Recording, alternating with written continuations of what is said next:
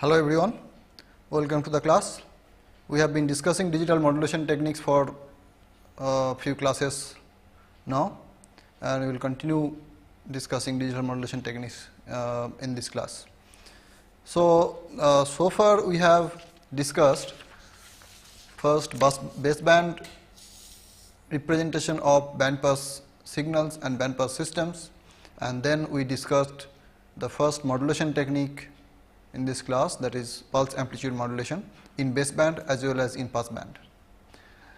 Then we have discussed demodulation techniques for PAM signal. In that we have seen that match filter demodulation is the best. First we have seen that the sampling at multiples of t at the output of the filter is the best. Then we have seen that matched filter itself is the best among all possible filters for demodulation. Then we have discussed in the last class Nyquist criteria for intersymbol interference free decoding, demodulation. So there we have seen that for matched filter receiver we tried to maximize the SNR. We did not consider intersymbol interference when we discussed matched filter receiver, and when we proved that matched filter receiver is the optimum. So that matched filter receiver is optimum for maximizing SNR, but different pulses may interfere with each other at the receiver. So what kind of pulse shapes should we have to have 0 ISI? That is what we discussed in the last class, and we have seen that the received pulse should satisfy certain condition to have ISI-free demodulation. So what do we mean by received pulse? We saw that the original pulse PT, which we also call P1T, passes through channel filter. Then this becomes P2T, then noise is added, and we neglect noise for time being. When this pulse passes through the received filter, which is usually the matched filter, then this is RX filter, receive filter. Then this output was called P3T, and we saw that this pulse P3T should satisfy certain conditions to have ISI-free demodulation. And what was the condition? The condition is called the Nyquist criteria, and that is that when this signal is sampled at multiples of capital T seconds, then the resulting discrete time sequence should have this spectrum, constant spectrum. So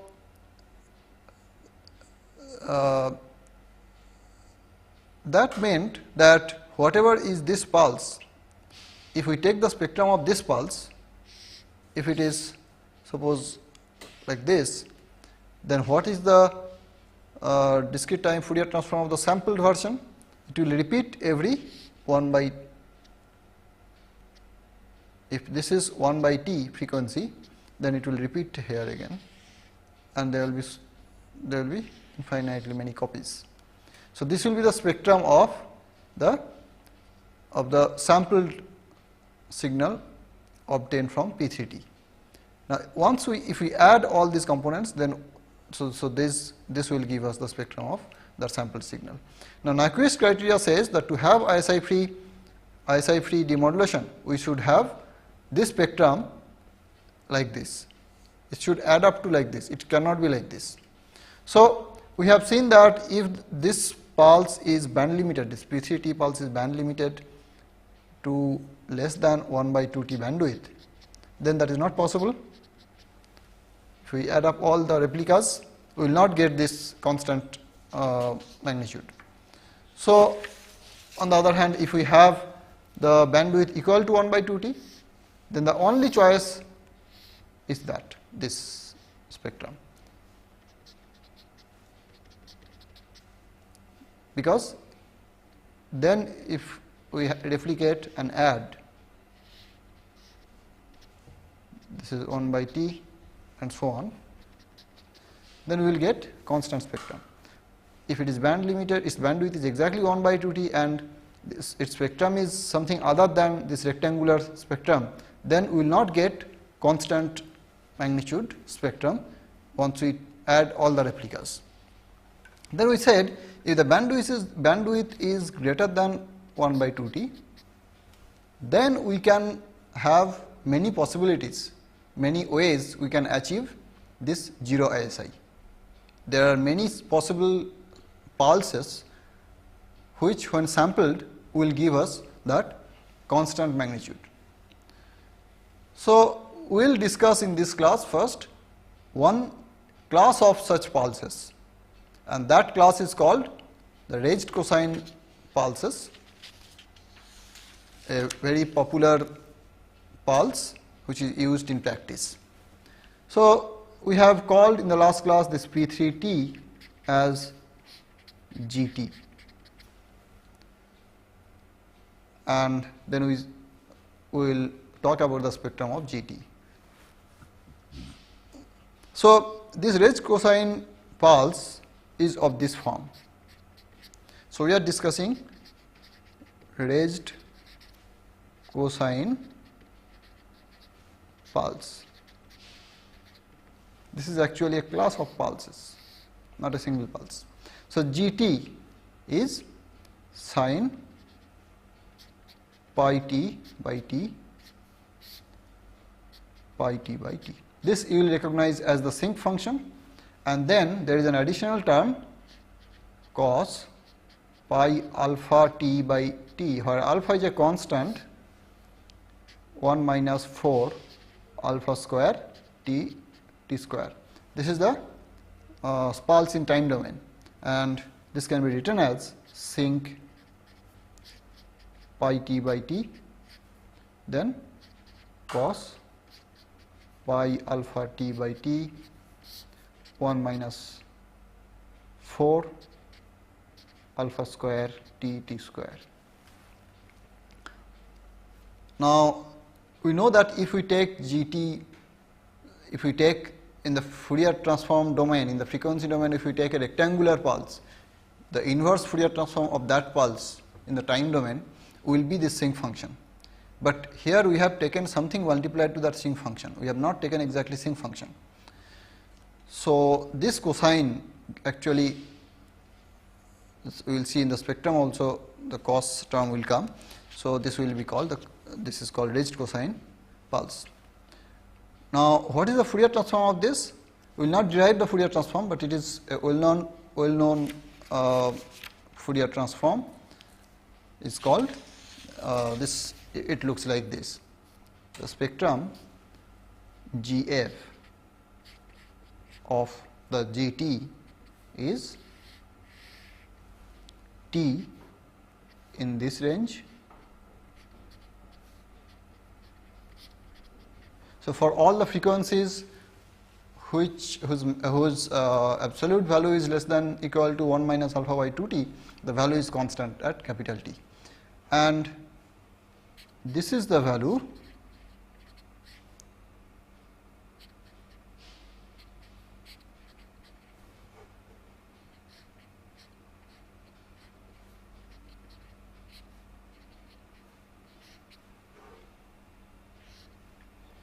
in this range 1 minus alpha by 2t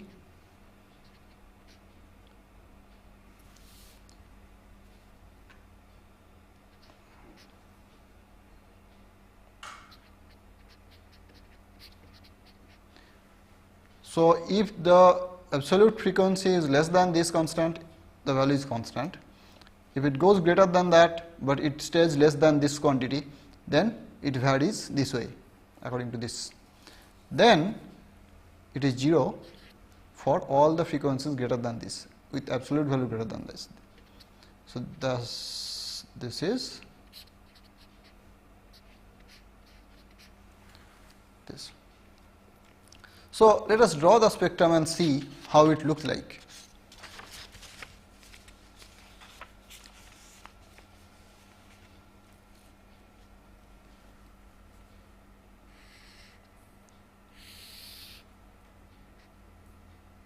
Let us first draw the rectangular spectrum, which is the only way to get satisfy Nyquist criteria for B equal to 1 by 2 t. So, that pulse is from minus 1 by 2 t to 1 by 2 t,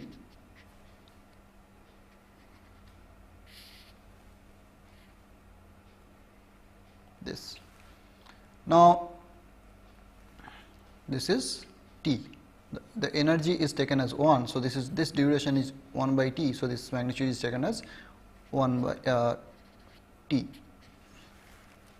Now, what is this spectrum?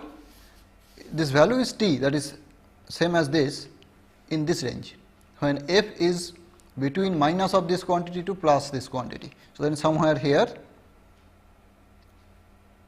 to here. So, till here the value is t, this part. Then from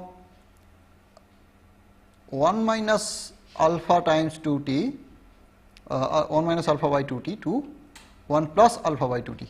See that 1 minus alpha by 2 t is less than 1 by 2 t, because alpha is taken as positive always. So, this is certainly below this, it does not go till here, it does not cross this limit.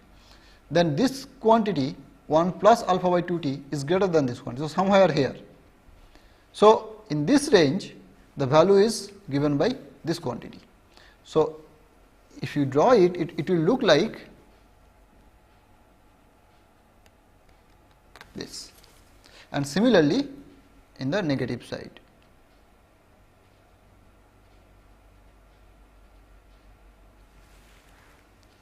Now, it will of course depend on alpha, these limits will depend on alpha, and this shape itself will depend on alpha. Now, for example, if you take alpha equal to 1, what will you get? This will be 0, 1 minus 1 by 1 by 2 t. So, it will be this magnitude only at this point, it will not be constant in a non-zero duration, it will be 1 t magnitude only here. From here onwards it will start decreasing, and it will go to till which frequency? 1 plus 1 by 2 t, that is 1 by t, that is the double of this frequency, somewhere here, and it will look like this. Similarly, on this side also it will look like this. Okay. And what is the situation for alpha equal to 0? Here if you put alpha equal to 0, it will be the magnitude t for from minus 1 by 2 t to 1 by 2 t, that is from here to here it will be this magnitude, the full rectangle. And then what is this magnitude? 1 plus 0 by 2 t. So, this is also this point. So, there is nowhere this is valid except for this point, and otherwise it will become 0 afterwards. So, it is this rectangle. So, this rectangle is a special case. This is the case, remember the second case we discussed to have ISI-free pulse, that is the rectangular pulse in the frequency domain with bandwidth 1 by 2 t, and that is a special case with alpha equal to 0 of the raised cosine pulses. And this one is for alpha equal to 1, and this is something in between, let us say alpha equal to 0.5. So, it is like as from alpha equal to 0 to 1, usually the alpha value of alpha is taken in between 0 and 1, so that the pulse will be somewhere in between this pulse and the rectangular pulse. So, you can choose your alpha to determine, to actually choose how much you want it to spill over this bandwidth.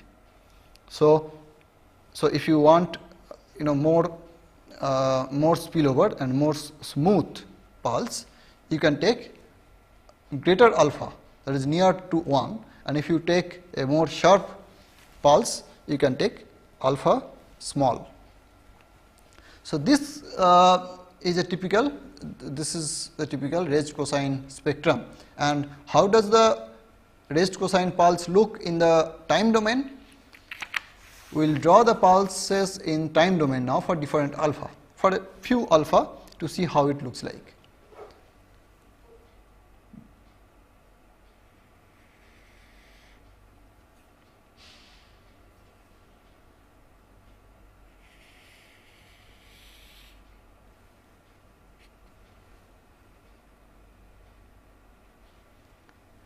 Say in the time domain,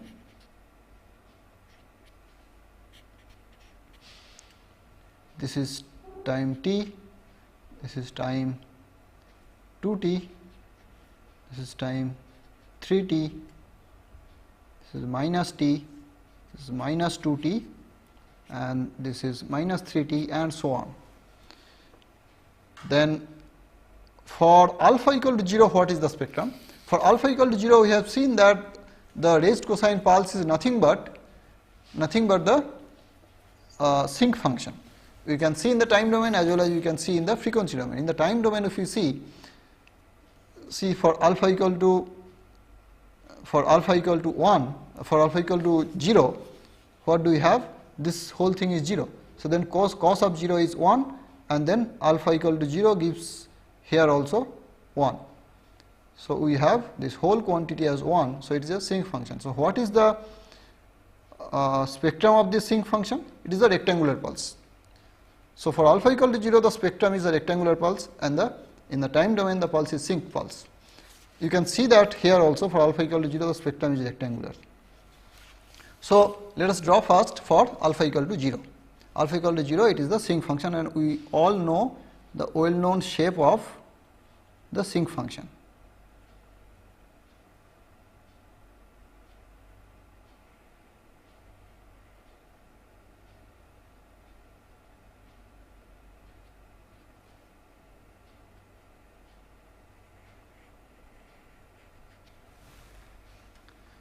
This is the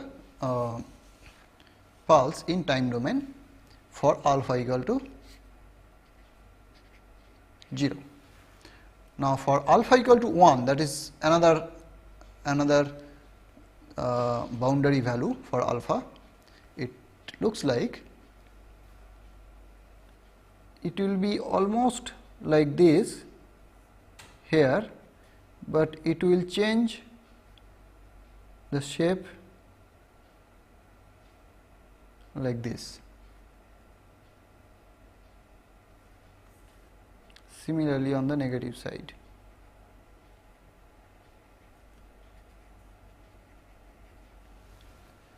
And then any in between value of alpha will give us a curve between these two. So it will be somewhere here, and then here it will be like this, and then after some time this curve will cross the 0 here. So this is for alpha equal to 0, and this curve is for alpha equal to 1, and something in between here is alpha equal to 0.5. So this is the typical raised cosine pulse in time domain.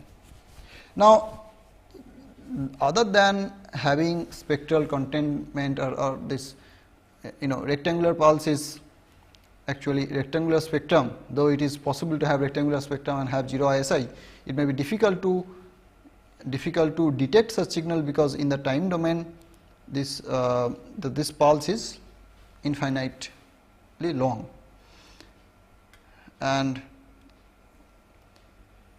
it may be difficult to generate such pulse also. If you take a finite duration pulse at the transmitter, if you have all finite FIR filters as channel and as receiver filter also, you can never get an infinite length in both sides or infinite length pulse in time domain. So that is one case which may not be possible to have in practice. So other raised cosine pulses for other values of alpha also, it is possible to have 0 ISI. Okay. And another good thing about raised cosine pulse is that, see, we said that we have to sample at t, and that is quite reasonable from this picture also, because you can see that if we sample at t, this pulse will not interfere with the next pulse, because next pulse will have peak here at t, because the pulses are shifted by t and multiplied by the symbols and then transmitted. So, when you sample here the next pulse, this pulse will not interfere because its value here is 0. Similarly, next pulse will have peak here and this will still not interfere that pulse. So, that way this is also a pictorial way of saying that obviously this pulse will have 0 ISI if sampled at t. But what happens if our synchronization at the sampler is not perfect? So, if we instead of sampling here, if we suppose sample somewhere here, what happens? This value, if there is a little bit deviation of the sampling instances, then there will not be much error, there will not be ISI will not increase drastically. So, that can be seen from here. See that at capital T, at t equal to t, this sinc function goes to 0, we know that, because this is the sinc function, it goes to 0 at capital T. So, it gives no interference. But what about other t? So, it is desired that this function decreases very sharply as small t increases. That is, these values, the amplitude should decrease very fast. So, how fast is the amplitude, that is the peak amplitude, let us say, because those are the worst cases. If I sample here, then this will interfere maximum. So, these peak values, how are the peak values decreasing, how fast? So, that will, so this envelope of this signal will give us some insight into that. So, envelope is basically, if you have also here, so something like this is the envelope. So, how fast is the envelope decreasing? So, that we can see that there is small t term in the denominator here, and there is also, these two are sine waves, sine and cos waves. So, they contribute to the oscillation, whereas these things actually contribute to the decrease of this function, decrease of this envelope. So, how fast is it decreasing? That will be able to judge from these quantities. So, this is t, this is like it is decreasing as 1 by t, and here 1 minus 4 alpha square t capital T square. So, here also there is t.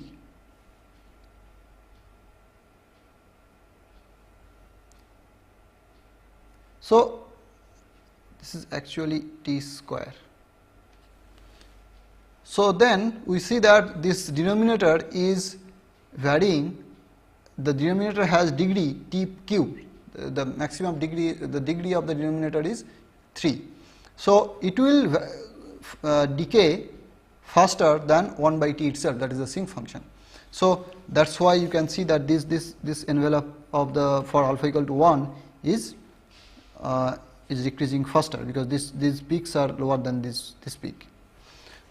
So, that also gives us some advantage, because if there is some lack of synchronization with the clock between the sampler and the clock, then there will be not much not significant damage. The ISI will not be very high. Okay. So far we have discussed all these demodulation techniques only for PAM, but we will discuss in this class also other modulation techniques and their demodulation techniques like QAM, PSK, all these standard modulation, digital modulation techniques.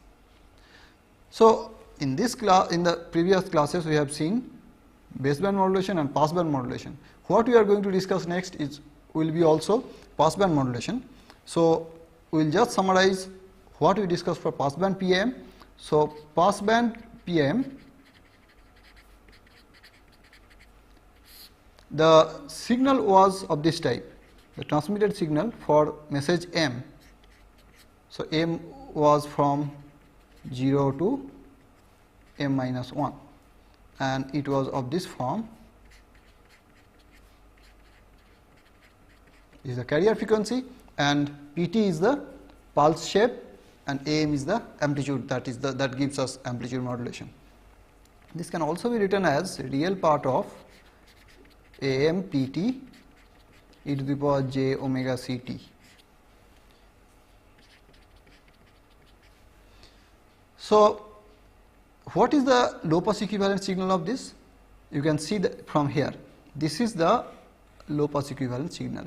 In this particular case, it turns out to be also real if you take real Pt, which we do because we want this to be real. So, this is low pass equivalent signal of the transmitted signal. And what is the passband pulse? This is Pt cos omega Ct gives us actually the passband pulse. So, what are the values of Am? We have seen that the common way of doing it is to pick amplitudes like this. Take, suppose this is the 0 value, takes here, then equidistant. This is one value, this is one value, then this next value is same distance here, here. If we want 4 values, then we will take these 4. If you want 8, we will have 2 on this side, 2 on that side again. So, this is for 4 pm. Now, suppose this distance, this is, suppose this is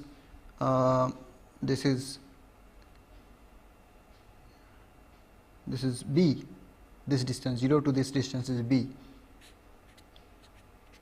Then we can express these points as following: A0. So, A0 is the first point on the left side. So, that is minus m plus 1 b, then A1 is 3 minus m b, that can be written as A0 plus 2b. You can see that it is jumping by 2b, this distance is 2b. So, every time it is jumping by 2b. A2 is again A1 plus 2b, that can be written as 5 minus m times b, and so on. It will go to Am minus 1 is m minus 1 times b. So, this is just the negative of this one. So, it is on the negative side, and this is the in the positive side. Okay. So, this is b, this is minus b, this is 3b, this is minus 3b. These are the points you will get if you apply this formula. There are in between a lot of points here. And what is the energy of these signals? Suppose if we take the xmt, mth signal, what is the energy of the mth signal? It is 0 to t xm square dt, is function of t. And this we can derive, and it will turn out to be half am square 0 to t p square t dt.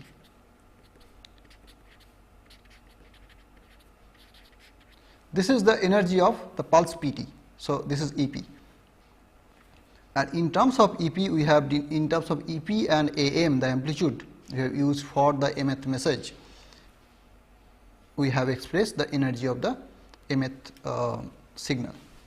So, we can suppose if we take now this phi t is root over 2 by Ep Pt cos omega Ct. This is basically in the same line, on the same line we have these points. We take one appropriate magnitude, this magnitude. Why do I take this magnitude? Because this particular vector, this signal has unit energy. So, this signal is unit energy, and we will express all the signals in terms of this particular signal, because this particular signal is a special signal, it has unit energy, and any other signal, all the signals can be expressed in terms of this signal. So xmt can be written as 2 by EP. This is AM root over EP by 2 times phi t, because if you see xmt is nothing but AM pt cos omega ct. So phi t is this pt cos omega ct. So you have to multiply by root over EP by 2 to AM to get this. So what we have done is we have these points for PAM modulation. We have taken one point here which has unit length. Unit energy means the square of the length is the energy basically. So unit length we have taken and expressed all these points as a scaled version of this signal. So any signal is a scaled version of this signal. The scaling is different for different m, that's all. And when we draw these points, the signal points this way in terms of this point, that is unit length point, then this diagram is called the constellation. The set of points, this, they are called, this is called the constellation. Constellation of the PAM signal set that is used. So for every PAM signal set we can draw a constellation. How would we draw? We will take the any of the signals. Here we have these signals. We take any of the signals and then scale this signal in such a way that it has magnitude, it has energy 1. So that is what we have got as phi t. This is a energy 1 signal which is a scaled version of this. So any signal, PAM signal, can be expressed as a scaled version of this signal, and then we draw these points as scaled version of this point. So these points are scaled versions of one point here, which is unit length, which gives us unit length vector from 0. Okay. So this diagram will be called the constellation, or this set of points actually. So we have discussed PAM modulation, passband PAM modulation and its constellation. Now we will go into another modulation technique where instead of changing the magnitude depending on the message, we will change the phase of the carrier signal. So let us suppose we have this cos 2 pi fct pt is our pulse. We will not multiply something here, but we will add some phase here depending on the m. So our xmt, so this we are discussing here psk, that is phase shift keying. This is a kind of phase modulation. So xmt, the modulated signal is pt. We don't have any magnitude change, but we will have phase change 2 pi fct plus 2 pi by m times m. This is 0 to m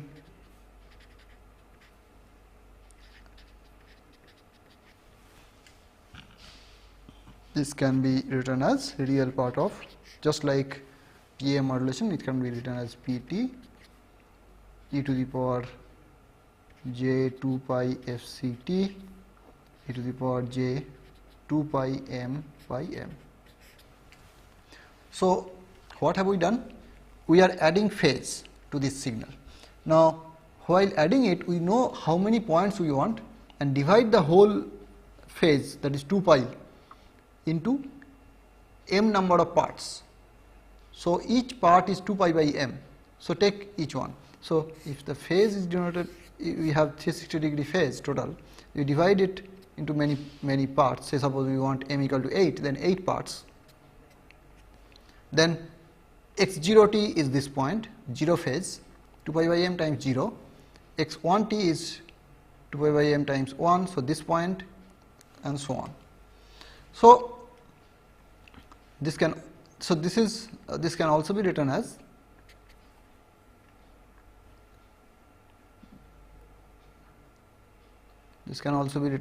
cos 2 pi by m pt cos 2 pi fct plus sin 2 pi by m pt sin 2 pi fct.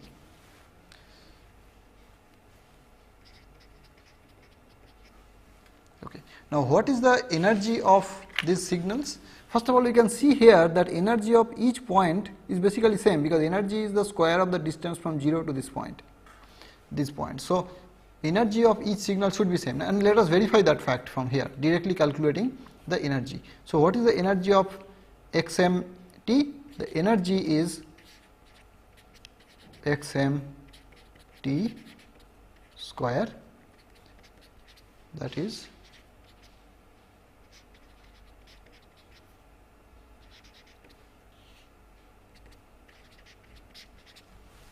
this is the energy. If we put this here, we will get this. So, because cos square something is basically half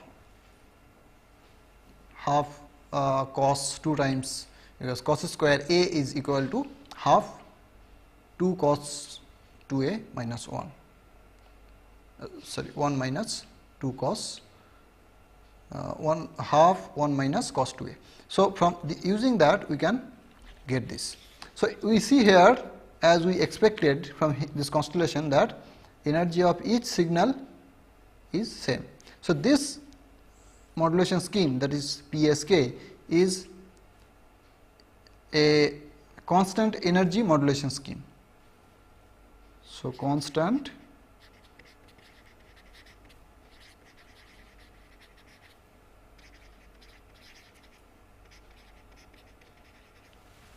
energy modulation. And remember that here, if we want to add more points, that is, if we want to transmit more bits in one symbol, then we can simply do that by increasing number of points on the circle. So, then we have to divide the 360-degree angle into more parts. If you want to transmit 3 bits, we need to divide it into 8 parts. If you want to transmit 4 bits, we want to divide the 360-degree angle into 16 parts. And as a result, what will happen is the distance between the points will decrease.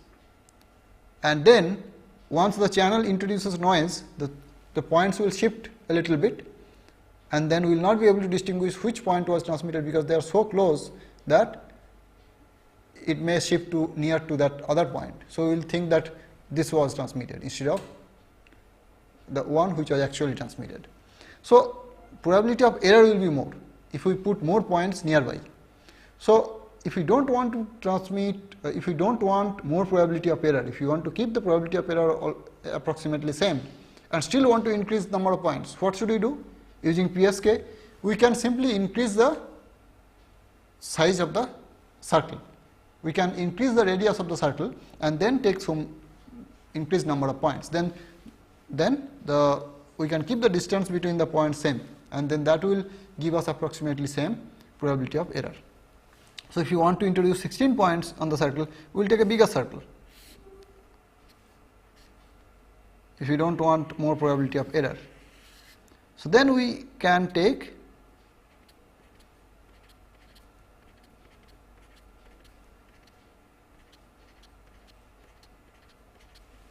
points.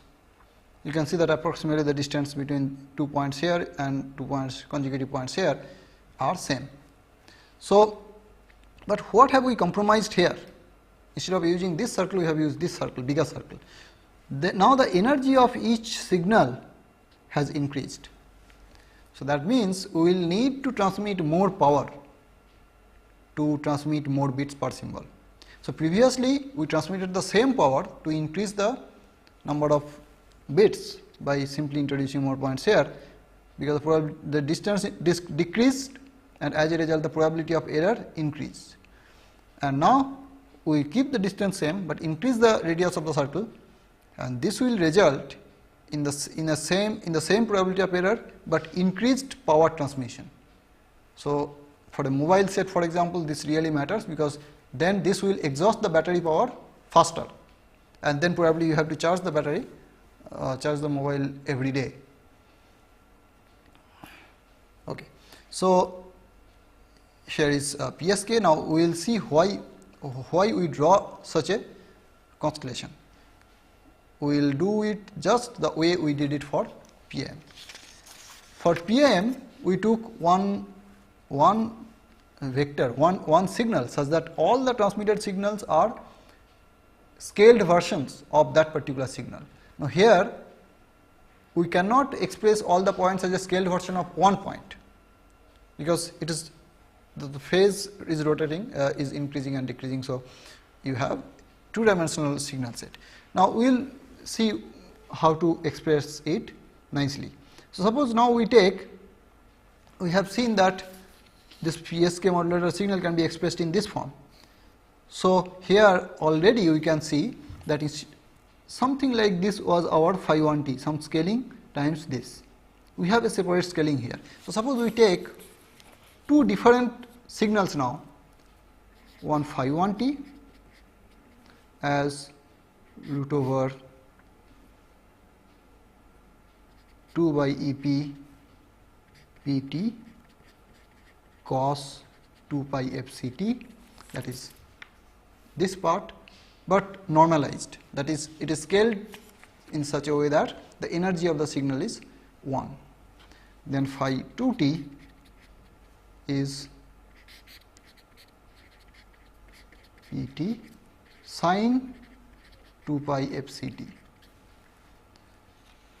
and these two signals are equal unit energy, each one is of energy 1, and they have some more nice structure, that is they are orthogonal to each other.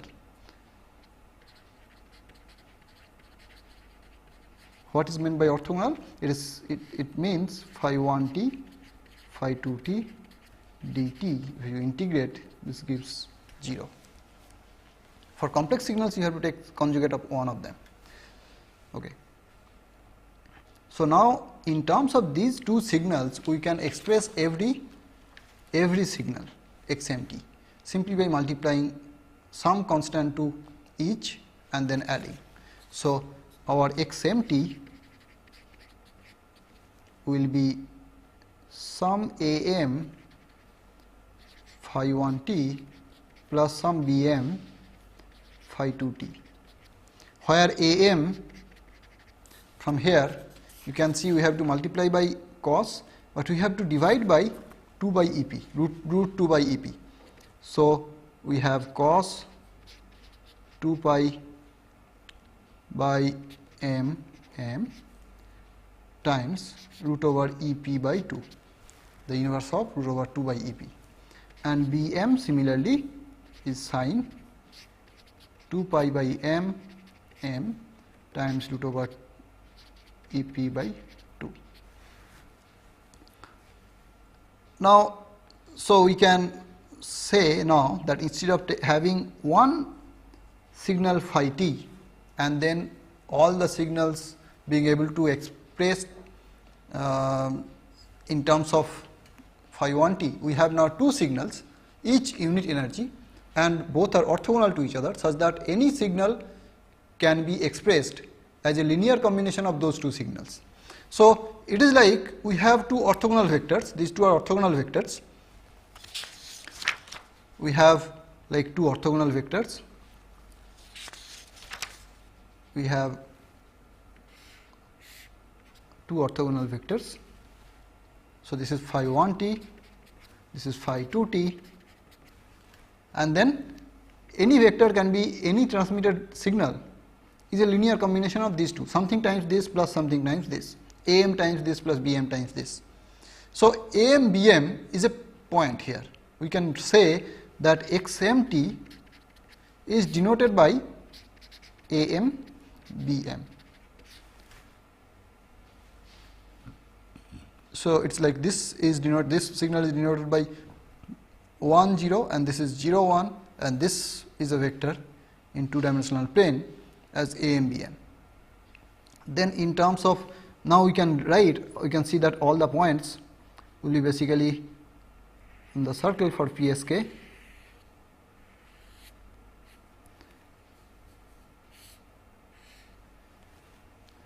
and what will be the point AM, BM, let us say for 8 PSK. If we draw all the points for m equal to 0, we will get 1 0, not 1 0, but AM is, you can see we will get for m equal to 0 cos of 0, that is times this, so 1 times this. So this point is root EP by 2, and this point is root EP by 2, root EP by 2, and each one times 1 by root 2. So this point, for example, is half root EP, half root EP. Basically, this is 45 degree. This is 45 degree. So cos of that is 1 by root 2. 1 by root 2 times this 2 comes out, root over EP, half root over EP. That is same for both. So if we draw these AM, BM points, these AM, BM, these as points on the 2-dimensional plane, then we get these points, and this set of points is called the constellation. This is called the constellation diagram.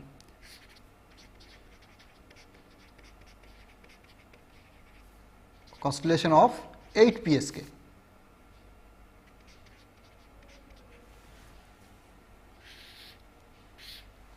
This is the constellation of 8 PSK. Similarly, if you have 4 PSK, constellation of 4 PSK is this. And again from here we can see that the energy of each point is same, because they are all on the same circle. So length of from distance from 0 to that point is same for all the points, and as a result the energy, which is the square of the distance from 0, is also same for all the points. Okay. Now we have seen in this class that PA modulated signal can be expressed in every symbol interval as a point on the one-dimensional line. There will be points on the line, and each point is basically a scaled version of one point. You can say it is the point 1, and that is a unit energy point, that is phi t. Then if you draw all the other signals as scaled versions of that signal, then those points on the line is called the constellation of the signal set we are using. And similarly for PSK signal set, we have seen for PSK modulation, we can express all the signals that can possibly be transmitted can be expressed as a linear combination of two fundamental signals, that is phi 1t and phi 2t, such that phi 1t and phi 2t are both unit energy signals and they are orthogonal to each other. So in terms of those two signals, all the other signals, all the signals that are transmitted can be expressed.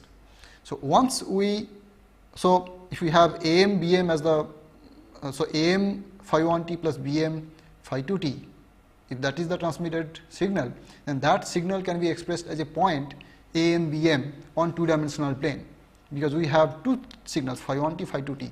We have to have two dimension to write the points, draw the points, and set of all such points AM, BM for different m, that set of points when drawn on two-dimensional plane is called the constellation diagram for that signal set.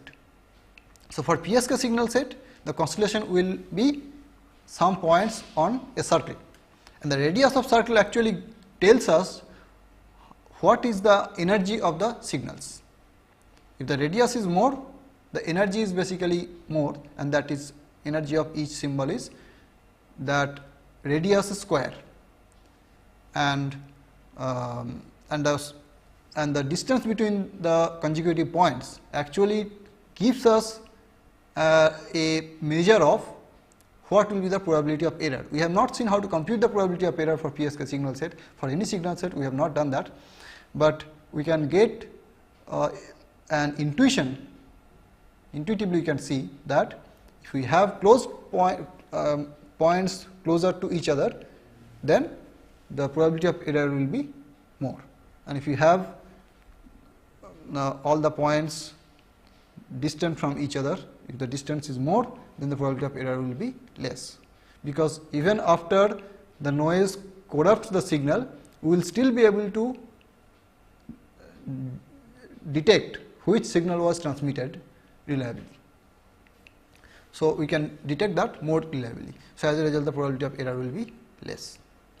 So, in this class we have seen PSK modulation, and we have summarized PAM modulation, and we have specially introduced constellation diagram in this class, and this particular concept will be useful even later on when we discuss other modulation techniques.